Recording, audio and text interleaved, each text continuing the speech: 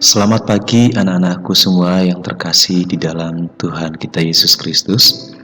Hari ini kita bertemu kembali di dalam mata pelajaran Pendidikan Agama Katolik dan Budi Pekerti dengan materi pada pembelajaran yang ke-17 dengan tema Mujizat-Mujizat Yesus. Baik anak-anak semuanya, sebelum kita memulai kegiatan pembelajaran kita pada hari ini, maka marilah kita awali dengan doa pembuka. Dalam nama Bapa dan Putra dan Roh Kudus. Amin. Ya Allah yang Maha Pengasih, karena kasih-Mu Engkau menyembuhkan banyak orang. Orang buta bisa melihat, orang lumpuh bisa berjalan, orang kusta menjadi tahir, dan Engkau mengusir setan-setan. Ajarilah kami untuk semakin percaya kepadamu, karena dengan kasih-Mu Engkau meneguhkan kami, dan karena kuasa-Mu Engkau menguatkan kami. Demi Kristus Tuhan kami. Amin. Dalam nama Bapa dan Putra dan Roh Kudus. Amin. Baik anak-anak semuanya, di dalam pembelajaran kita hari ini untuk mendalami mujizat-mujizat Yesus. Secara umum, masyarakat masih memiliki keyakinan terhadap hal-hal yang terjadi di luar kemampuan manusia.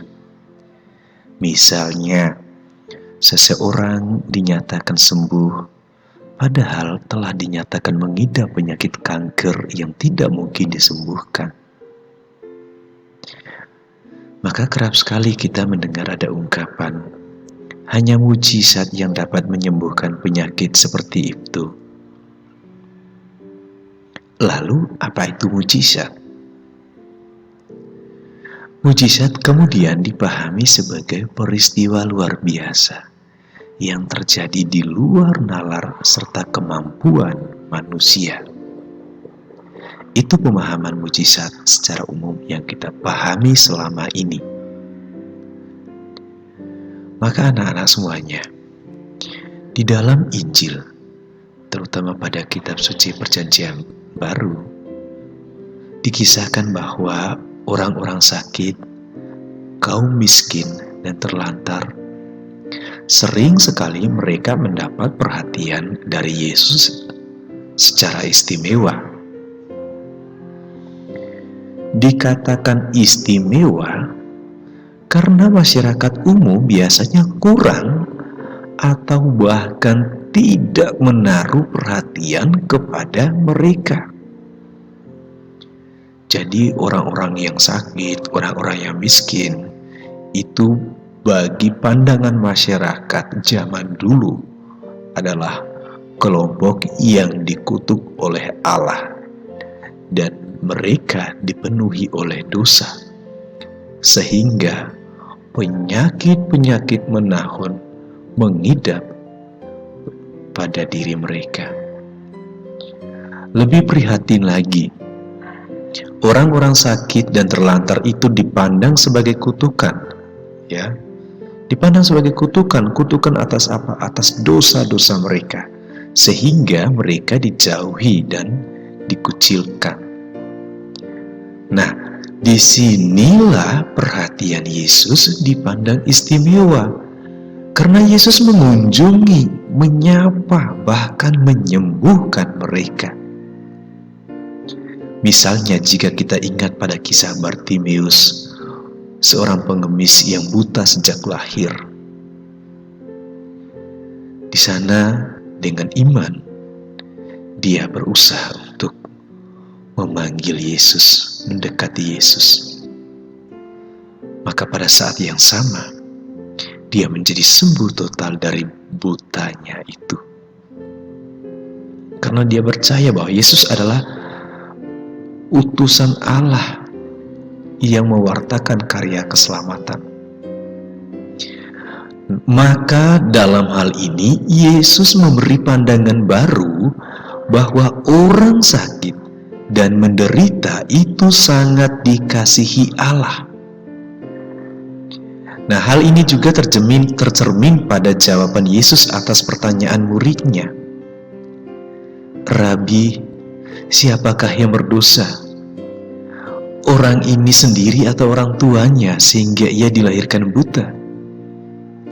Ia menjawab, bukan dia dan bukan pula orang tuanya, tetapi karena pekerjaan Allah harus dinyatakan di dalam dia.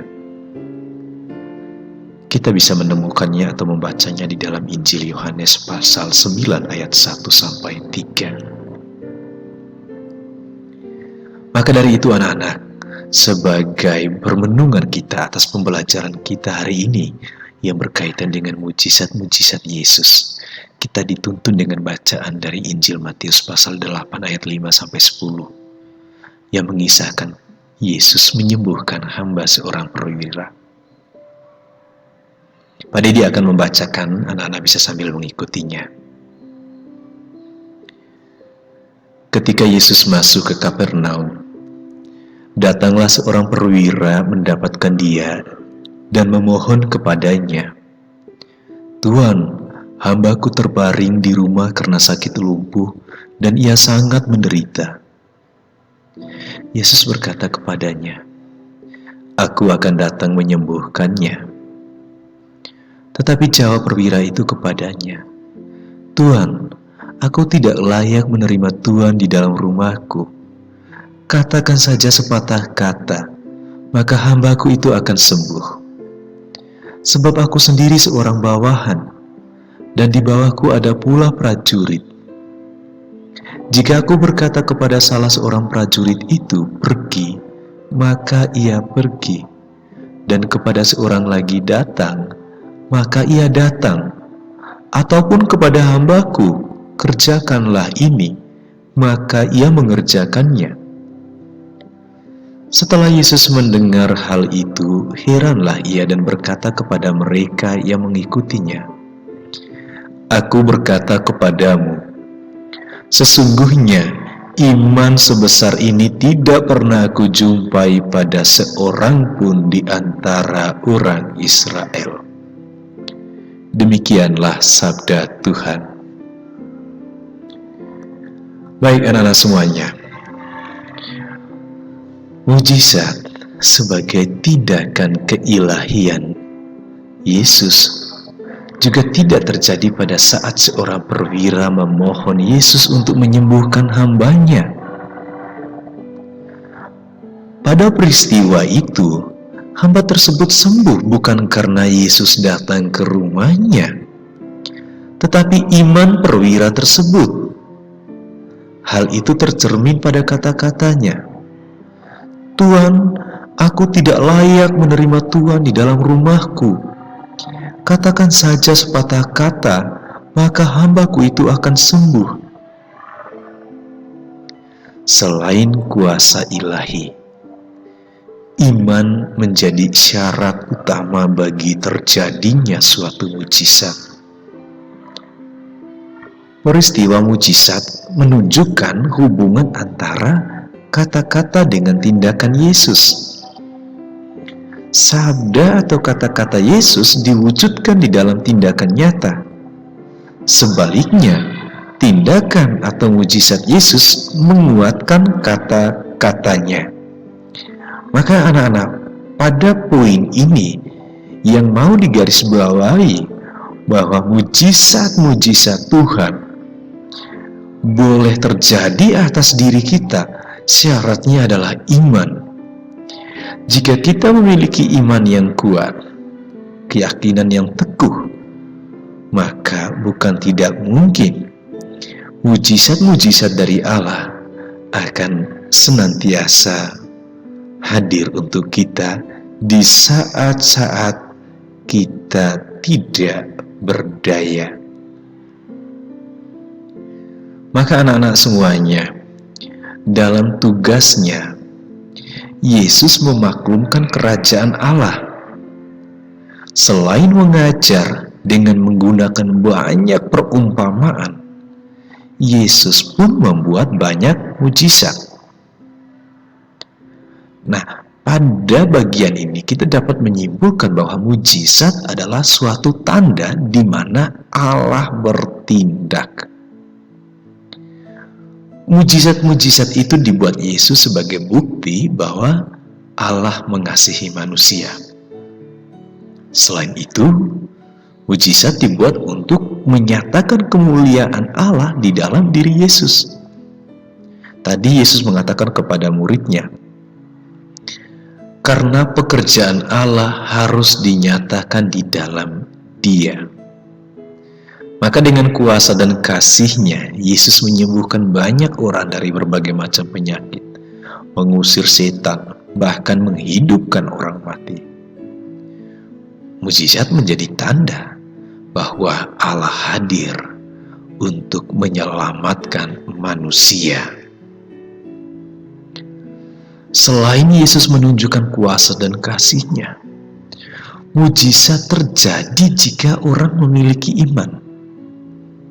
Seperti tadi yang sudah dikatakan bahwa iman menjadi syarat terjadinya suatu mujizat. Hal itu ditunjukkan dalam berbagai mujizat Yesus, sebagaimana ditunjukkan oleh perwira. Katakan saja sepatah kata, maka hambaku itu akan sembuh.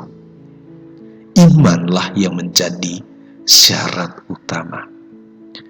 Oleh karena imannya itulah hamba perwira menjadi sembuh. Dan atas imannya itu pula Yesus memuji perwira. Yesus katakan bahwa, aku berkata kepadamu, sesungguhnya iman sebesar ini tidak pernah aku jumpai pada seorang pun di antara orang Israel. Maka dari kisah mujizat Yesus, kita dapat melihat kesatuan yang erat antara kata-kata dengan tindakan Yesus. Kata-kata Yesus menjelaskan perbuatannya, dan tindakan Yesus menguatkan kata-katanya. Baik anak-anak semuanya, demikian pembelajaran kita hari ini. Maka untuk mengakhiri pembelajaran kita, mari kita tutup dengan doa penutup. Marilah berdoa. Dalam nama Bapa dan Putera dan Roh Kudus. Amin. Ya Allah yang Maha Baik, karena kasih-Mu Engkau telah memberikan banyak mujizat bagi orang-orang yang dijauhi. Semoga dengan pembelajaran ini kami mampu untuk melaksanakan kehendak-Mu lewat perbuatan dan tindakan kami. Demi Kristus Tuhan kami. Amin. Dalam nama Bapa dan Putera dan Roh Kudus. Amin. Baik anak-anak semuanya, terima kasih untuk pembelajaran kita hari ini. Maka sebagai latihan pembelajaran kita, ada 6 pertanyaan penuntun yang dapat anak-anak kerjakan. Yang pertama, siapa orang buta yang dijumpai Yesus di Yeriko? Kemudian apa yang dikatakan orang buta itu ketika mendengar Yesus lewat di situ? Lalu apa yang dikatakan Yesus ketika mendengar orang buta itu memanggilnya? Dan apa yang diinginkan oleh orang buta itu? Yang kelima, apa yang membuat orang buta itu kemudian bisa melihat? Kemudian yang keenam, sebutkan 5 contoh mujizat yang dibuat oleh Yesus di dalam kitab suci.